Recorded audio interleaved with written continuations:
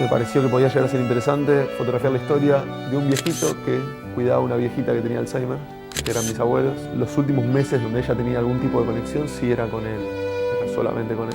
Yo creo que en mis imágenes buscaba reflejar la devoción y la dedicación que tenía mi abuelo para con mi abuelo. En ningún momento imaginé que las fotos de mis abuelos iban a dar vueltas por el mundo y que un montón de gente las iba a poder ver. Iba a hacer formalmente la entrega a 4 usuarios, una chica de Caleta Olivia, una menor de edad, que es la primera menor de edad en recibir un perro en Latinoamérica. Este año poder entregar 4 es para nosotros un logro maravilloso. A partir de este día va a ser realmente mi compañero. Cambia muchísimo la vida, es como que te subís a un Fórmula 1 con el perro. Ojalá puedan ser muchos más los que puedan acceder a un perro guía, porque la verdad es muy lindo.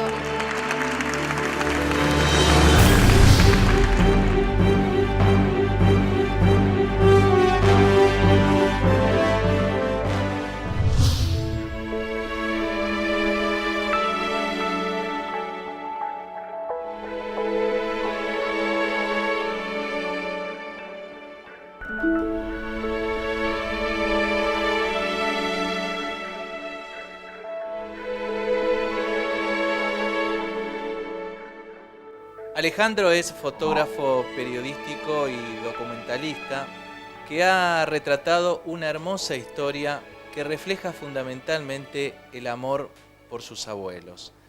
¿Cuándo te dedicaste a la fotografía? Empezó como una especie de curiosidad porque estaba en un momento en el cual necesitaba saber qué hacer de mi vida, que no lo tenía muy claro.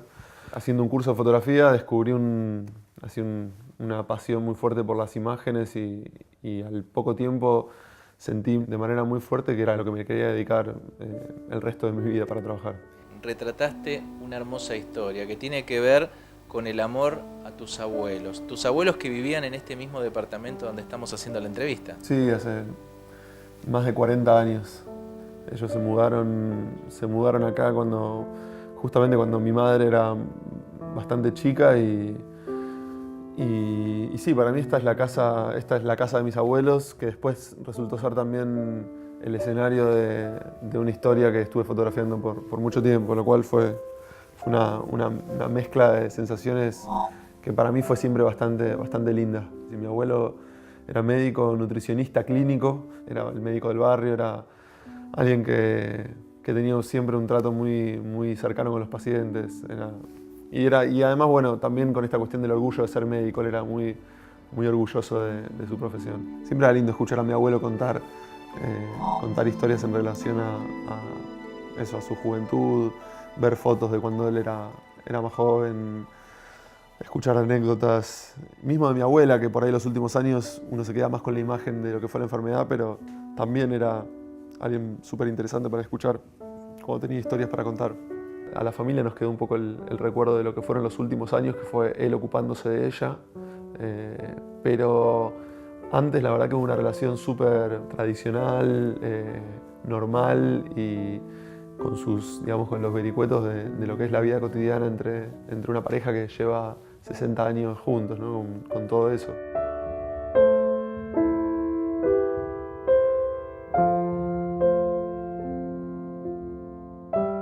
Hubo un momento muy importante en la vida de tus abuelos, que es cuando a tu abuela le descubren una enfermedad.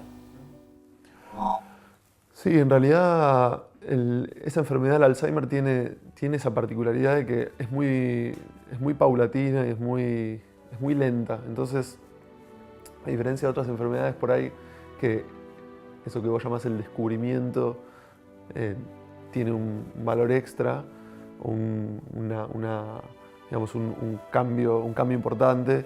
En este caso el descubrimiento es que empieza un camino que es lento y que es progresivo. Entonces es difícil recordar el momento en que esto empezó. Vos decías, es una enfermedad progresiva, quizás al principio se trata de pequeños olvidos, pero posteriormente se van incrementando y se transforman en olvidos realmente importantes. ¿Eso era lo que notaban? Sí. En realidad al principio era eso, era como olvidarse algo, dónde dejó algo, dónde guardó algo. Después era ir perdiendo el recuerdo de cosas que había hecho en el corto plazo, por ahí algo que hizo hace media hora y no se acordaba. Después por ahí eran recuerdos de los últimos tiempos, últimos meses, últimos años. Y por ahí al final sí ya era como un deterioro mayor, y con la particularidad que ella al final, en los últimos meses en los que todavía tenía algo de conexión, era conexión con un tiempo muy pasado, digamos, ¿no? Como al final era más esos chispazos, flashazos de memoria de tiempos bastante remotos en lo que era su historia.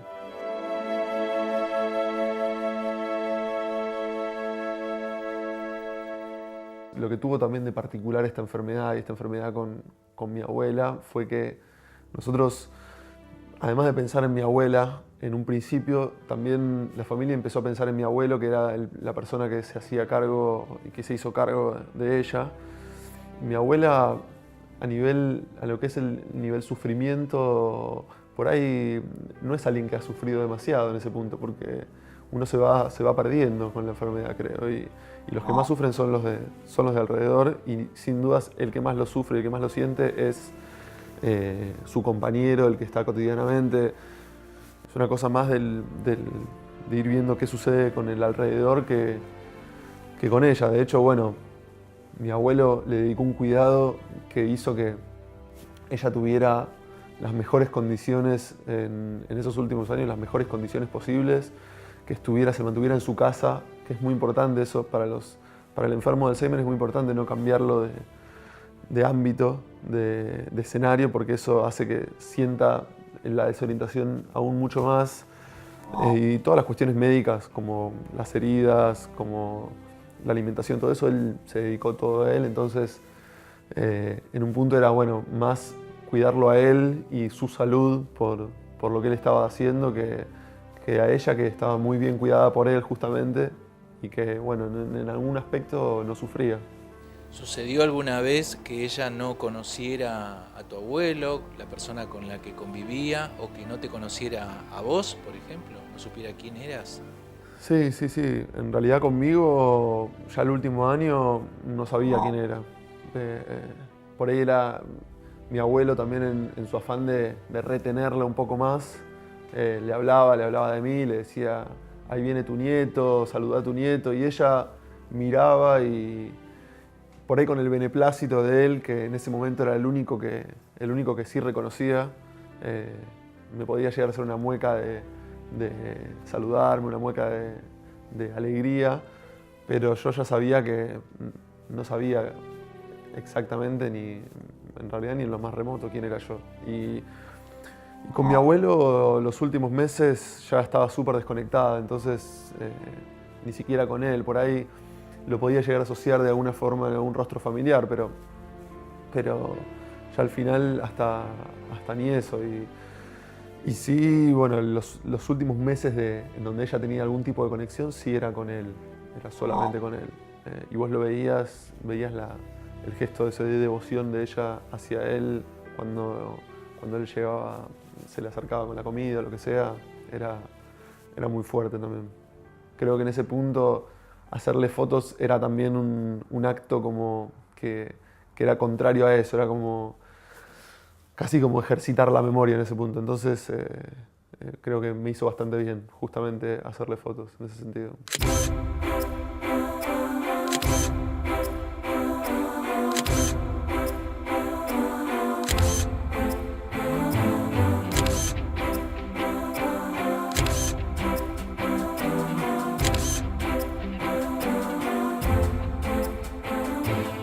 Nos gustaría que nos contaras cómo surgió esa experiencia de venir cotidianamente aquí y hacerle fotografías a tu abuela.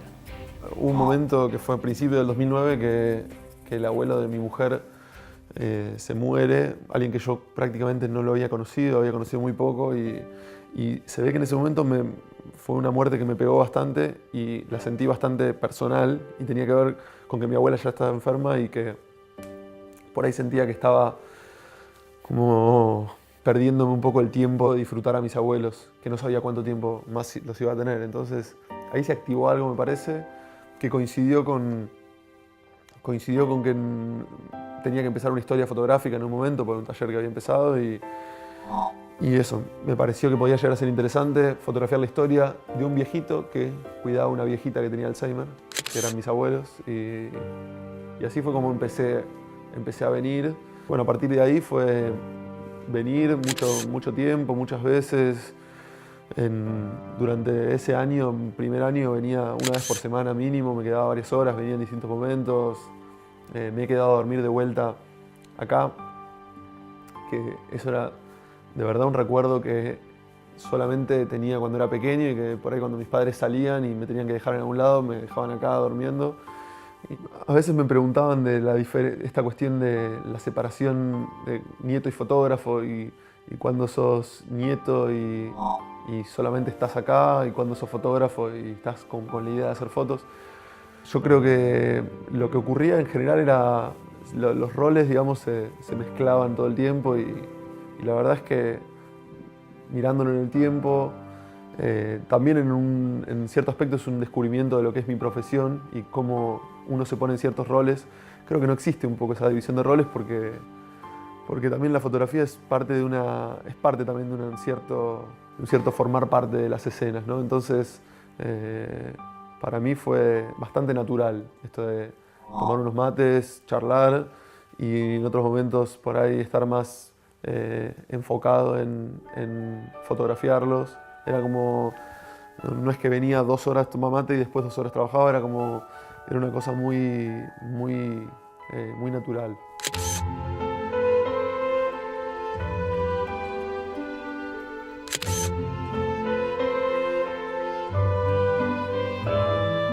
Mira, yo cuando empecé la historia, empecé a fotografiarlos, el esquema de mi historia era una historia sobre mi abuelo, más que sobre mi abuela, era sobre cómo él cuidaba de ella. Y por ahí en el medio la enfermedad tomó protagonismo y por ende mi abuela también tomó protagonismo en la historia. Pero al final termina siendo también una historia más sobre él también, ¿no? Como sobre él y sobre a lo que él dedicó sus últimos años de vida, que fue a cuidar de mi abuela. Y en ese punto, como te decía antes, para mí la sensación fue como de reivindicar un poco su trabajo. De hecho, creo que él de alguna forma también lo termina sintiendo así. Él por ahí en un principio no registraba, primero ni registraba la presencia de la cámara, como le parecía que era por ahí algo natural, porque su nieto es fotógrafo, entonces ¿qué hace acá? Está haciendo fotos. Pero en un momento le pudo haber llamado la atención esto de que haga tantas fotos y le haga tantas fotos a él. Pero creo que recién después de que el trabajo fue publicado y que obtuvo algunos reconocimientos, también él sintió eso como una reivindicación personal a su trabajo. Entonces, en ese punto fue algo también bastante especial. Yo creo que en mis imágenes buscaba eso, que reflejar la devoción y la dedicación que tenía mi abuelo para con mi abuelo. ¿Cuántas fotos llegaste a hacer de esta historia de amor que reflejaste? Muchísimas. No hay un número exacto, pero por ahí en algunas ocasiones haciendo el cálculo de la cantidad de veces que vine a hacer fotos, porque siempre que me iba de acá bajaba las fotos en una carpeta y la carpeta era abuelos 1, abuelos 2, hasta que fue algo así como 60. Entonces, por ahí había veces que venía, hacía 30, 50 fotos, otras veces que venía, hacía 200, 300 fotos. Entonces, de un promedio de ahí surge un número aproximado de lo que son las 6.000 fotos, que si uno lo piensa son un montón, pero que en lo que es la fotografía digital hoy, 6.000 disparos no es tanto, digamos, es bastante, pero en un tiempo de lo que son 3 años es bastante razonable de lo que es el flujo de trabajo de una historia así.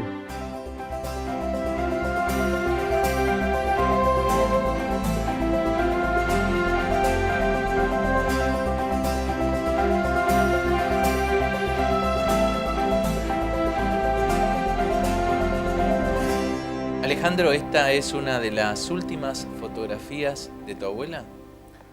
Sí, en realidad esta foto fue hecha aproximadamente entre 2 y 3 meses antes de la muerte de ella y Sí, también para mí esta foto fue un quiebre en la historia porque yo en ese momento había dejado de fotografiarlos por un tiempo. Durante los años que les hice fotos tuve mis vaivenes, digamos, que tenían que ver seguramente con cuestiones emocionales también. Y había vuelto a hacerle fotos hace poco, otra vez.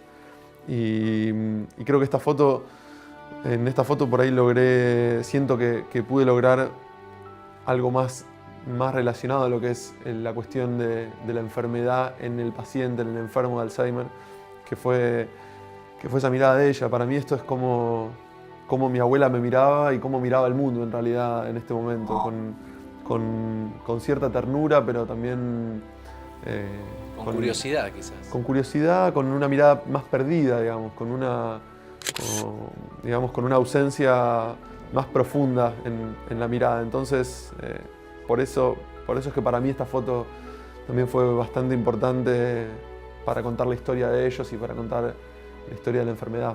De hecho, si uno ve en las fotos hay algunas imágenes que ella está caminando, con dificultad, pero está caminando. El relato en mis imágenes no es cronológico, no es que en la medida que va pasando el tiempo se va viendo el deterioro.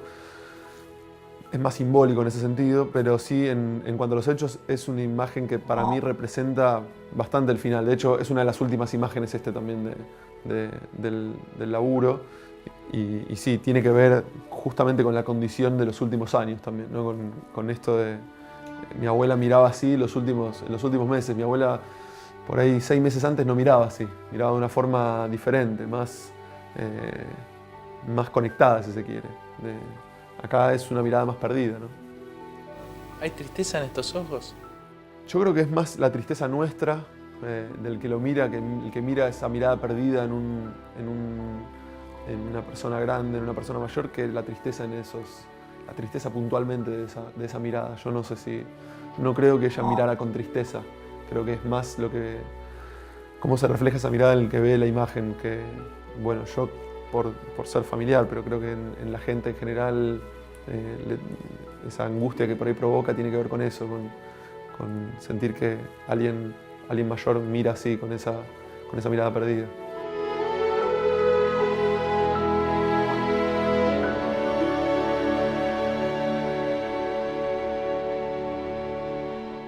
¿Estas fotografías las tomaste hasta que tu abuela falleció? Sí, y incluso después de fallecida, yo seguí fotografiando a mi abuelo por varios meses más.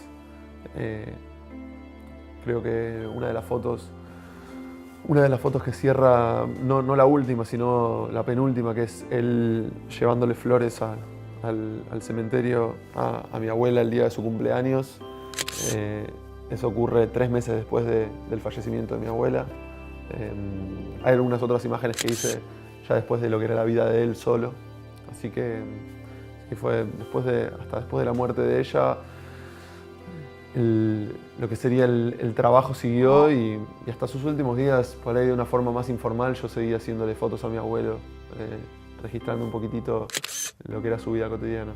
¿Cómo fue aquel día en el que te informaron que lamentablemente había fallecido tu abuela, teniendo en cuenta todo el tiempo que habías pasado con ella? Eso lo recuerdo con mucha tristeza, también como el fin de una larga enfermedad, con lo que eso significa, que siempre tiene una cuota de alivio también, ¿no? No tanto conmigo, sino pensando más en lo que era mi abuelo.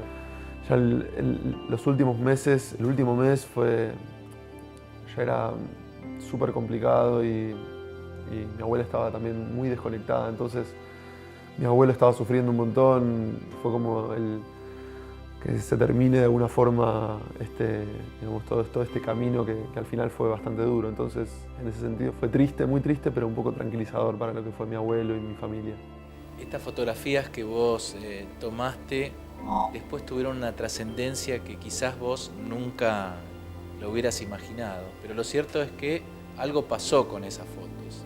Para mí fue como que se vuelva extraordinario lo ordinario, y eso fue bastante lindo, porque en ningún momento imaginé que las fotos por ahí iban las fotos de mis abuelos cuando empezaba a hacerle fotos iban a dar vueltas por el mundo y que un montón de gente las iba a poder ver y que iba a llegar a muchísima gente. Y para mí ocurre algo relacionado a lo que es la identificación, ¿no? Como, para mí es una historia para nada extraordinaria, justamente. Es de lo más corriente y debe haber un montón de casos así que quedan en el anonimato. El laburo tuvo la suerte de conmover y de que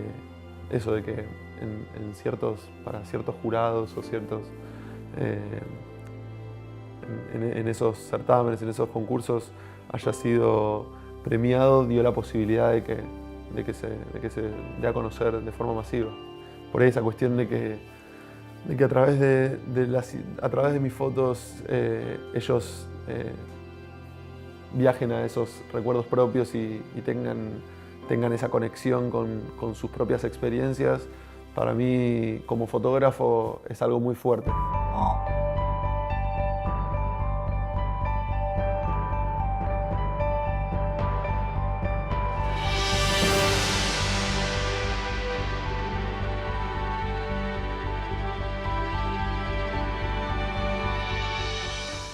Hicimos una exposición en el Palais de Glace que estuvo como 40 días en el 2012 y sí, fue algo, digamos, fue algo muy, muy lindo para mí por varios motivos. Por un lado, esta cuestión de tener la posibilidad de que acá en Argentina y en Buenos Aires se pudiera ir a ver esa muestra, se pudieran ver las imágenes, que la gente pudiera conectar con la historia de acá. Y además, para mí fue muy, muy especial porque mi abuelo todavía en ese momento vivía y estaba también súper lúcido, tenía 90 años. Él iba al Palais de Glace día por medio y se quedaba horas parado incluso, un tipo de 90 años que por ahí estaba varias horas parado ahí esperando a la gente que venía y de repente mucha gente iba y se le acercaba a él porque veía que era el de las fotos, entonces iba, lo abrazaba, le contaban lo conmovidos que estaban con su historia. Para él todo eso era obviamente llenarse de energía que le daba a la gente, lo cual fue increíble para él. Incluso otras veces yo he recibido correos también de gente que me escribía contándome que estaban viendo la muestra y que de repente se le acercó a alguien que resultaba ser el protagonista de las fotos y que por ahí le contaba más historias, le contaba por ahí todos los reconocimientos que yo había tenido, le tiraba toda esa cosa del abuelo orgulloso que a mí tan incómodo me ponía en algunas situaciones, lo cual demuestra que él se apropió totalmente de la situación, lo cual para mí fue espectacular. Lo emocionaba mucho, al principio se ponía muy triste con ver las imágenes de mi abuela, porque bueno, los recuerdos de él estaban también muy frescos y la extrañaba muchísimo. Y bueno, también recuerdo el día de la inauguración de la exposición, él también fue como algo también bastante fuerte, bastante conmovedor para él, y recuerdo que me hizo preguntarme en el momento si todo eso estaba bien hacerlo, ¿no? Porque fue muy fuerte. Él se emocionó y se puso una mezcla de emoción, tristeza. Un tipo grande, a uno también le da un poco de miedo. Pero bueno, por todo esto que te contaba antes de esa devolución que tuvo de parte de la gente, después no me quedó ninguna duda de que fue excelente haber hecho la muestra y que él haya podido ser partícipe activo de la muestra.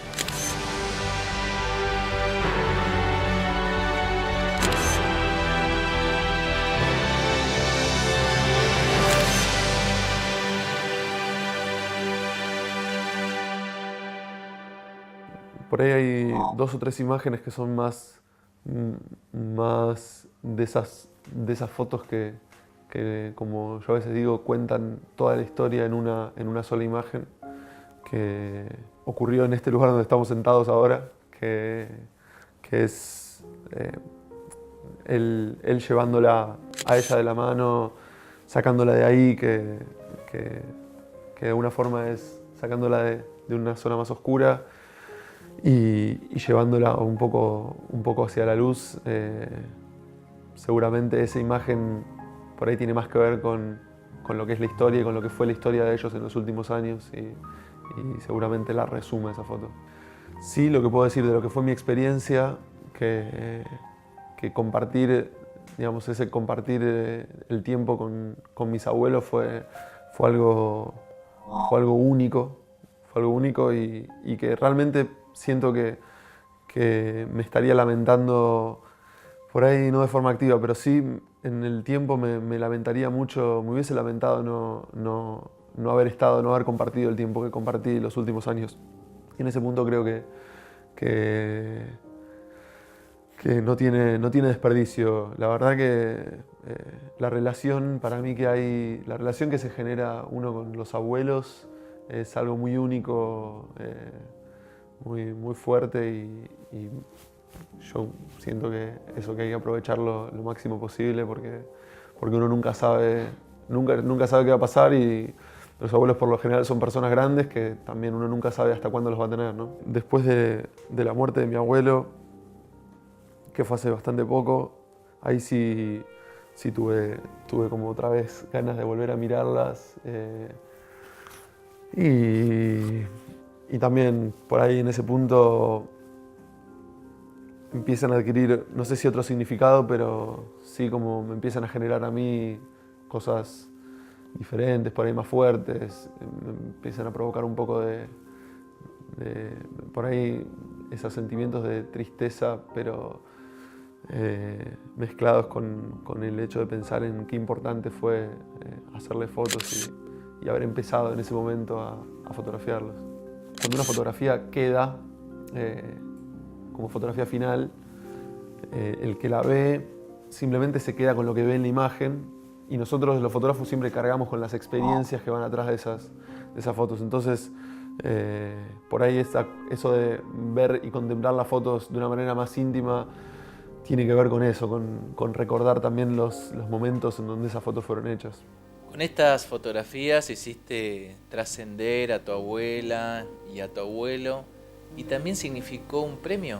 Fueron un par de reconocimientos hasta que fue por ahí el más importante, el WordPress Photo, que tiene mucha trascendencia, entonces eso dio la posibilidad de que, creo que lo mejor del premio sin duda fue la posibilidad de acercarle, digamos, que la historia llegue a millones de personas. Hay un estimativo por la cantidad de países y ciudades donde gira la muestra de WordPress y la cantidad de gente que va a visitarla, que entre 2 y 3 millones de personas miran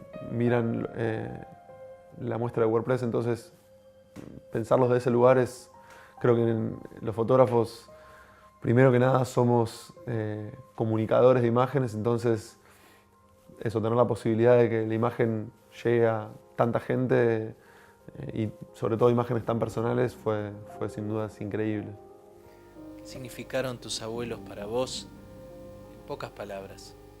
En varios aspectos un modelo de amor y sobre todo hacia los familiares, hacia sus hijos, hacia sus nietos. Y mi abuelo particularmente también creo que para mí en lo personal dejó un legado, y para todos nosotros, para toda su familia, dejó un legado así como muy fuerte y muy presente. Eso de mucho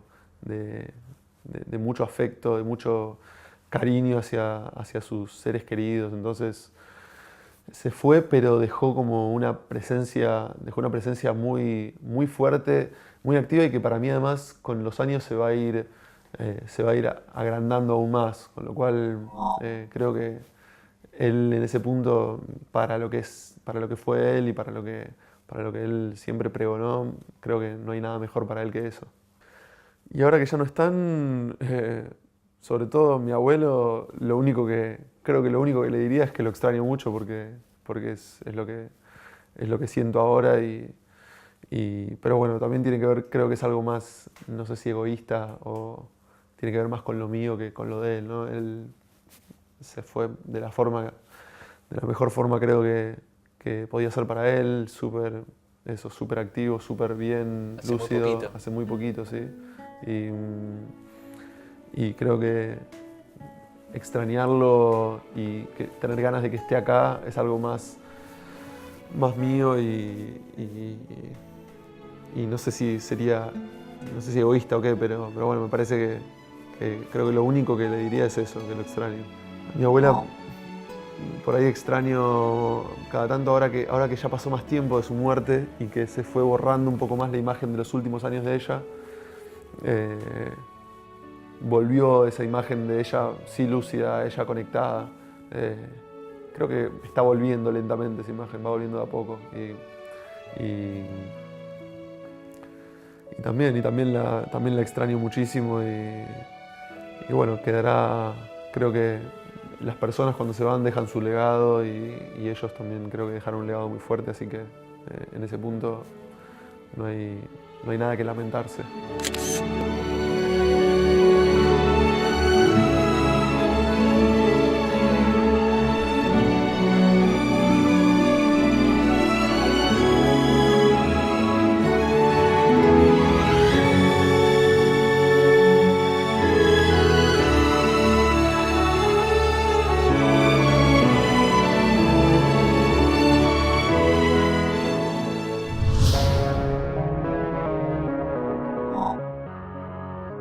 Hoy va a ser formalmente la entrega a 4 usuarios, una chica de Caleta Olivia, una menor de edad, que es la primera menor de edad en recibir un perro en Latinoamérica. Este año poder entregar 4 es para nosotros un logro maravilloso. A partir de este día va a ser realmente mi compañero. Cambia muchísimo la vida, es como que te subís a un Fórmula 1 con el perro. Ojalá puedan ser muchos más los que puedan acceder a un perro guía porque la verdad es muy lindo.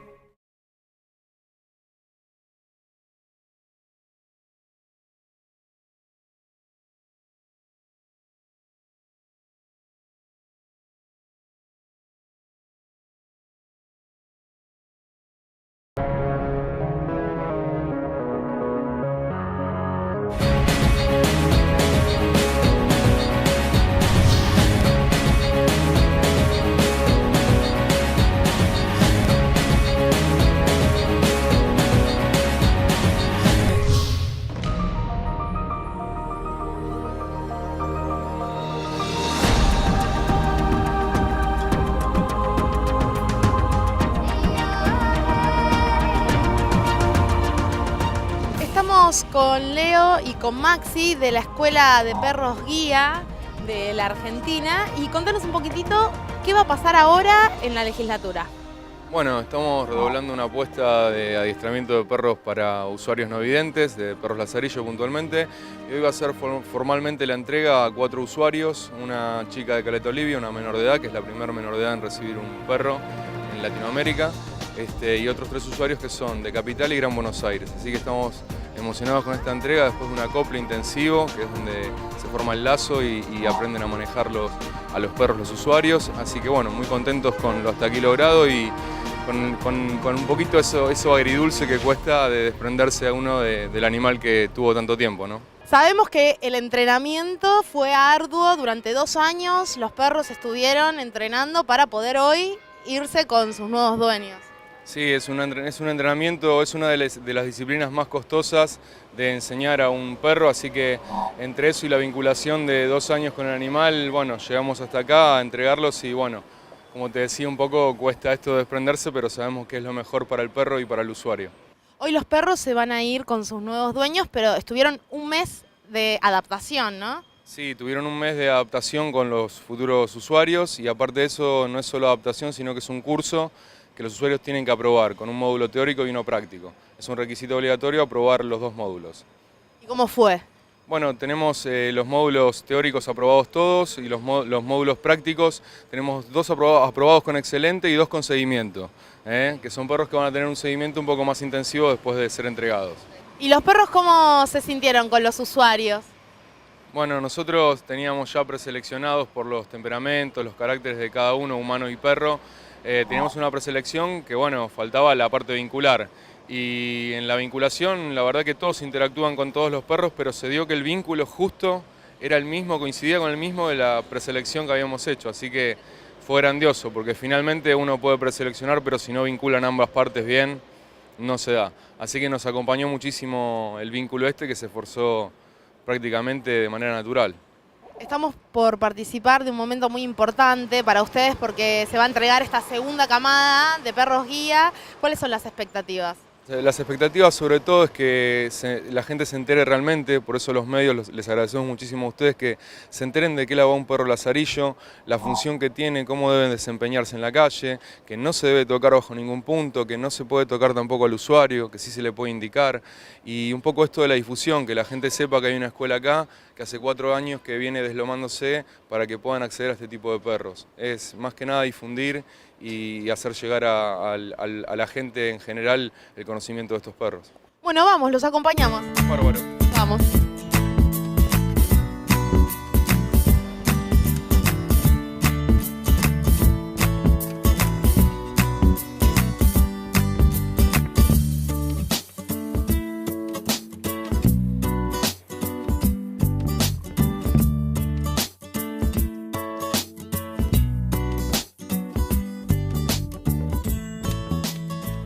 Es realmente impresionante el trabajo que realizan. Yo quiero felicitarlos porque con su granito de arena aportan a que realmente las personas no videntes tengan una igualdad de oportunidades y que puedan acceder a una mejor movilidad, a un mejor acceso y que puedan también disfrutar, como disfrutamos nosotros también nuestro día a día. Creo que eso es lo importante. Estas iniciativas valiosas que realizan desde las organizaciones de la sociedad civil, que realmente fomentan y hacen que entre todos podamos generar un país más inclusivo para todos. Así que este cálido aplauso le queremos dar a ustedes dos, a Hugo y a Carlos, por toda la actividad que realizan.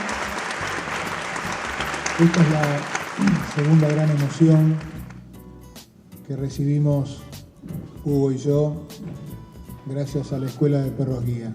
Esto a nosotros nos llena de orgullo porque este reconocimiento no solamente es un reconocimiento a nivel Estado, sino que es una gran caricia para el alma de todos los que conformamos la escuela. Y hoy vamos a hacer entrega del primer perro lazarillo a la primer menor de edad en Latinoamérica que va a ser usuario de un perro lazarillo. La EDGA el año que viene va a entregar perros guía a niños a partir de los 8 años de edad.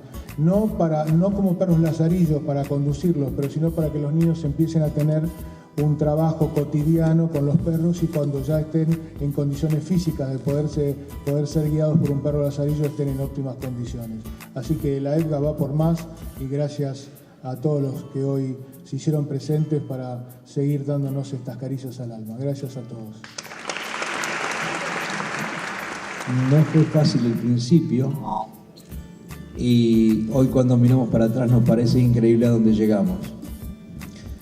Cada vez esto se difunde mucho más, pero lo que yo quería resaltar es esto que, como decía Victoria, lo importante acá es que las leyes que están actualmente en vigencia para que los usuarios de los perros guías o cualquier otro tipo de discapacidad tengan la oportunidad de ingresar a ciertos lugares o a todos los lugares que está permitido, porque un ciego solamente no puede entrar con su perro a un quirófano.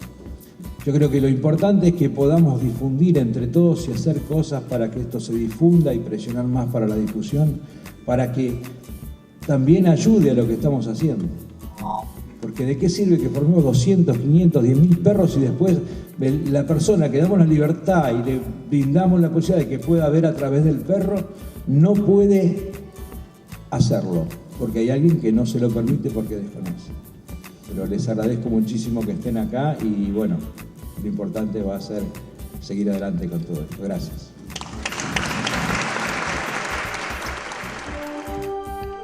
Declárase de interés social de la Ciudad Autónoma de Buenos Aires la actividad de adiestramiento de perros guías o de asistencia nacidos y criados en Argentina, desarrollada por la Escuela de Perros Guía Argentinos cuenta con los servicios del Club de Leones. Las Cimenas reciben entonces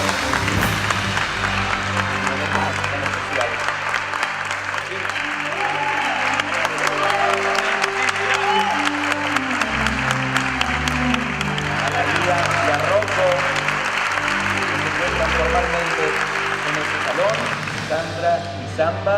Felicitaciones, Sandra. Muchas felicitaciones.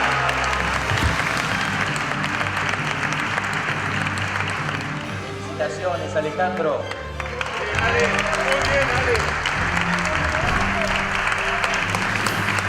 Felicitaciones a Sandra, a Analía y Ximena, también que han recibido sus perros. Vamos a darle un aplauso a los cuatro.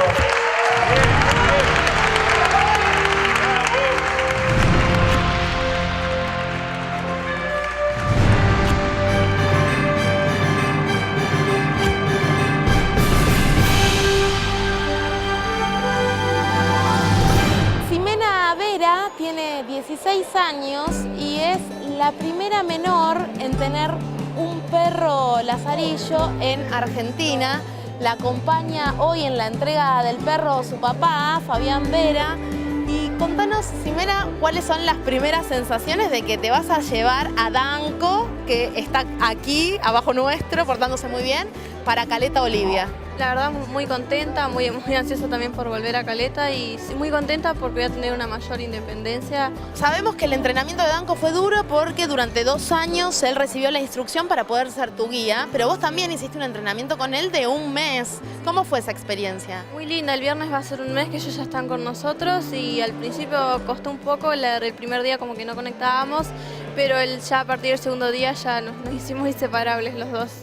Ximena, sos la primera menor en el país en tener un perro guía. Sos una privilegiada. Sí, la verdad muy contenta y bueno, ojalá puedan ser muchos más los que puedan acceder a un perro guía porque la verdad es muy lindo. ¿Y ahora el perro te va a acompañar al colegio y a las actividades que vos realices? Sí, él va a estar siempre conmigo en el colegio, de todos los lugares a los que yo vaya. Fabián, bueno, me imagino que emocionado también por este momento. Bueno, ¿cómo se está viviendo? La verdad que es una alegría muy grande, sabiendo que a ella le va a permitir desenvolverse en forma independiente a cualquier lugar que pueda ir, ¿sí? O que quiera ir. Ya no va a necesitar de nosotros o de una prima que siempre la acompañaba a la escuela o de una amiga en las diferentes actividades. La verdad que para nosotros como papá, que en el caso de ella siempre estuvimos detrás de ella, pero siempre quisimos lo mejor y dejarla que sea independiente. Y ahora, Ximena, también continúa un entrenamiento y una educación constante tuya con Danco, ¿no? No termina acá. No termina acá, ahora vamos a Caleta y tenemos que empezar a trabajar allá con mis recorridos y bueno, va a ser todo un trabajo que hay que seguir, pero bueno, ojalá que salga todo bien.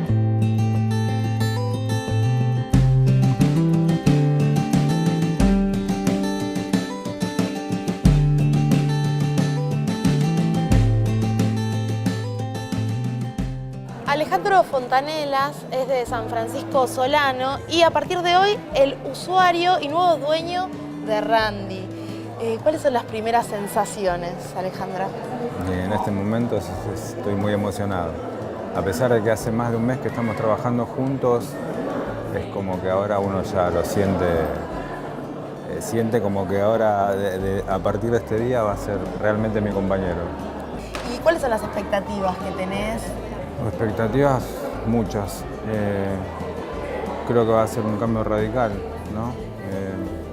Me va a agilizar en un montón de cuestiones. Creo que va a mejorar mucho mi calidad de vida a partir de ahora. ¿Pensás llevarlo al trabajo, sí, por a todas supuesto. tus actividades? Sí, por supuesto. Sí, a mi trabajo, a los cursos que vengo a hacer acá a la ciudad de Buenos Aires, porque yo soy de provincia. Sí, por supuesto. Obviamente que todo paulatinamente y con el asesoramiento de mis entrenadores.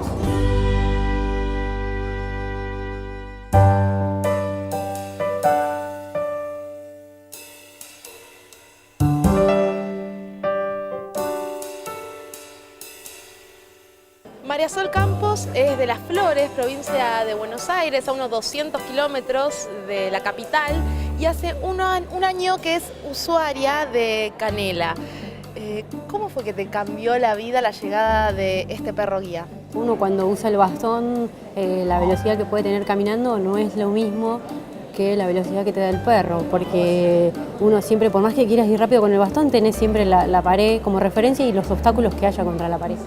Y el perro, la diferencia que tiene es que va caminando por el medio de la vereda como si uno no tuviera ningún problema, y cualquier obstáculo, pozo o cosa que estuviese en la vereda, el perro te lo esquiva. Uno puede caminar mucho más relajado porque descansa en los ojos del perro.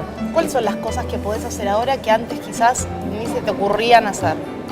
Y mira, no sé si no se me ocurrían, pero que pude volver a hacer, ponerle caminar en la playa, no teniendo que ir con alguien agarrado que te vaya llevando, por ejemplo. La otra vez corrimos una maratón en Las Flores a beneficio de una institución. Trotamos y corrimos y yo iba sola con la perra, corría o caminaba o corría, pero la diferencia era que no me tenía que estar llevando del brazo o guiando, y eso es impagable, te da una libertad y una sensación de poder moverse de una manera diferente y mucho más cómoda, cambia muchísimo la vida, es como que te subís a un Fórmula 1 con el perro. Y la verdad que al que pueda tener y quiera tener un perro guía es muy recomendable.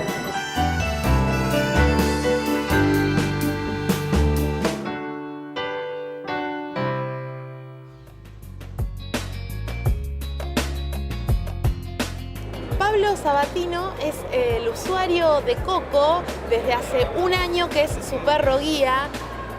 Pablo, ¿cómo fue que te cambió la vida Coco? El primer término que utiliza o la frase es Coco me cambió la vida, y algo de eso hay en realidad, porque básicamente más allá de la independencia que te brinda un perro lazarillo, tiene que ver también con que tenés algo a cargo tuyo, algo por qué estar pendiente. Se trata de saber ser usuario, que eso es lo bueno que nos pudo brindar. Creo que es lo más importante que nos pudo brindar la escuela, la EBGA, en este mes que estuvieron estos chicos ahora con esta entrega, y el año pasado cuando estuvimos con Sol en la primera entrega. ¿Cuáles son las cosas que hoy, gracias a Coco, vos podés hacer y antes no podías?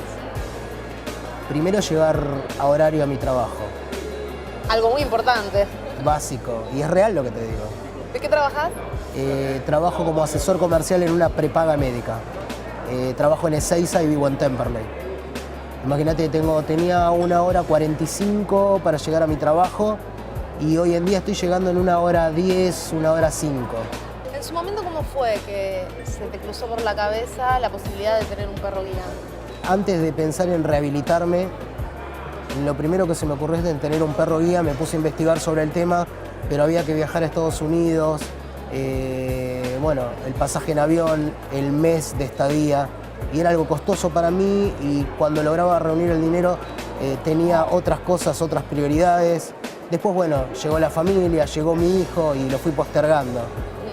Cuando me enteré de esto, me presenté personalmente en el Club de Leones de Quilmes, y bueno, la verdad es que se me dio la posibilidad porque más allá del costo que tiene el perro, yo les dije cuál era mi realidad. Ellos se encargaron de conseguirme el patrocinio y me dieron una mano enorme, y fui el primero en quedar. Después, bueno, Coco me eligió a mí y Canela a Sol, pero fue muy emocionante porque no creí que me iban a volver a llamar. ¿Cómo es ese momento de selección del animal hacia el usuario? Fue el día más lindo de todo el mes de estadía. ¿Y podés hacer alguna demostración con él? Sí. ¿Alguna orden? ¿Algo para mostrarnos? Lo voy a hacer parar a Coco, después le voy a indicar algo que se llama vuelve. Coco me tiene que hacer rotar sobre mí para volver hacia atrás. Coco, up. Bien, Coco. Bien, up, Coco. Sit. Muy bien, sit. Up. Coco, vuelve. Vuelve. Vuelve. Bien. Quédate. Coco, vuelve. Bien. Quédate. Coco, down. Mal, down. Muy bien, down, Coco, muy bien, down. Muy bien. Eso. Bueno, Coco te hace mucho caso, ¿eh? Sí, es muy buen perro.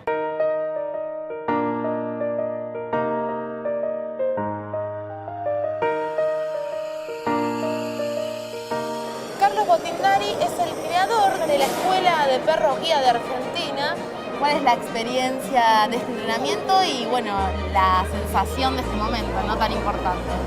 Y la sensación es indescriptible, porque nosotros ya vivimos el año pasado con la primera entrega, que entregamos 2, con mucho trabajo y mucho sacrificio, y este año poder entregar 4 es para nosotros un logro maravilloso. La verdad que al haber visto a los usuarios de este año salir de este salón tan cargado de gente a través del pasillo y por las sillas y con su perro, y que ellos realmente no se dieron cuenta ni quién tenían alrededor y por dónde pasaron, y haberlo hecho sin ningún tipo de impedimento, eso es devolverle la vista, y para nosotros es lo más gratificante.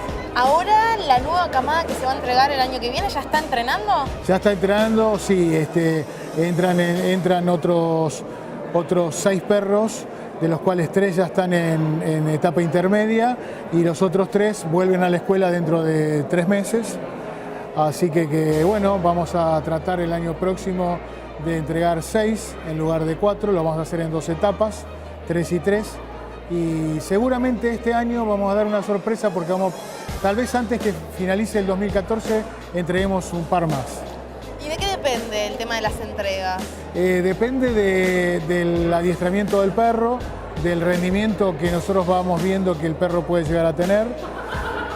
Calculá que nosotros esto lo hacemos a partir de la 7ª semana de vida del cachorro. Ahí nosotros hacemos una selección a partir de la 7ª semana de vida, y a veces de 9 o 8 hermanos rescatamos 1, 2 o ninguno. Y después ahí empiezan toda una carrera, y al año tienen otro tipo de selección. Si superan esa selección pasan a la intermedia, que son 3 meses más, 6 meses más, perdón, y si superan esta, hacen la definitiva. Así que tenemos ahí un par de perros que seguramente vamos a trabajar mucho con ellos para ver si superan la intermedia, y bueno, lo prepararemos de acá a fin de año con lo que falte para ser entregados. Si hay algún vidente que nos está escuchando del otro lado y tiene la inquietud de informarse, o bien quiere tener un perro guía, ¿cómo tiene que hacer? Simplemente se pueden ingresar a la página, que es www.perroguia.com.ar, nos mandan un mensaje, nosotros los contestamos inmediatamente, y si no, acercarse al Club de Leones más cercano a su domicilio y presentarle su inquietud, y ese Club de Leones nos va a consultar a nosotros, y nosotros ahí veremos cómo seguimos con el trámite para que ellos sean futuros usuarios. Perfecto, bueno, muchas gracias, Carlos. No, gracias a ustedes por estar, la verdad que son amigos incondicionales.